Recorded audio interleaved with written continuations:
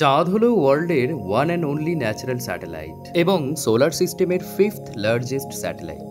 High, আমি অনিক, আর আজ আমি এসেছি লুনার এক্লিপসের কিছু ছবি তুলব বলে। অ্যাস্ট্রোফটোগ্রাফাররা মহাজাগতিক বস্তুগুলোর ছবি তোলার জন্য ইউজ করে থাকে হাই স্পিড প্ল্যানেটারি ক্যামেরা, যেটা আমার নেই। থাকলে এই ছবিটা আরও অনেক ডিটেলে পাওয়া যেত, কিন্তু ওই যে কথায় আছে না, নেই মামার চেয়ে কানা মামা ভালো।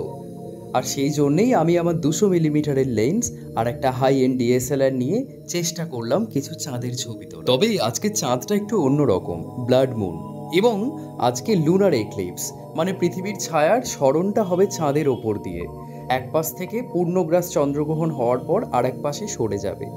এই বিরল দৃশ্য আমি চেয়েছিলাম আমার ক্যামেরায় লেন্স বন্দি করতে, তারই কিছু অংশ তুলে ধরছি আপনাদের সামনে। এই ছবিটার আরও ডিটেলিং পেতে গেলে আমাকে ইউজ করতে হতো একটা 8 ইঞ্চি ব্যাসের টেলিস্কোপ।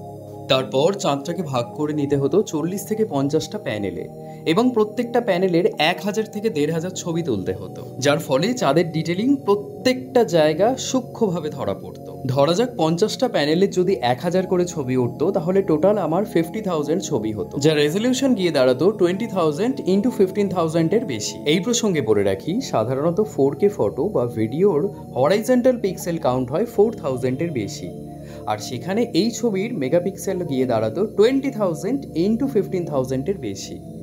অতএব বোঝাই যাচ্ছে এই ছবিটা যদি সঠিকভাবে তোলা হতো, তাহলে কত বেশি চাঁদের ডিটেল ক্রিস্টাল ক্লিয়ারভাবে আমরা দেখতে পেতাম।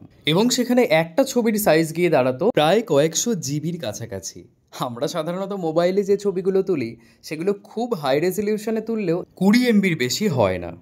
কি ভাবছেন, রাখবেন নাকি আপনার ফোনে একটা 300 জিবি চাঁদের ছবি?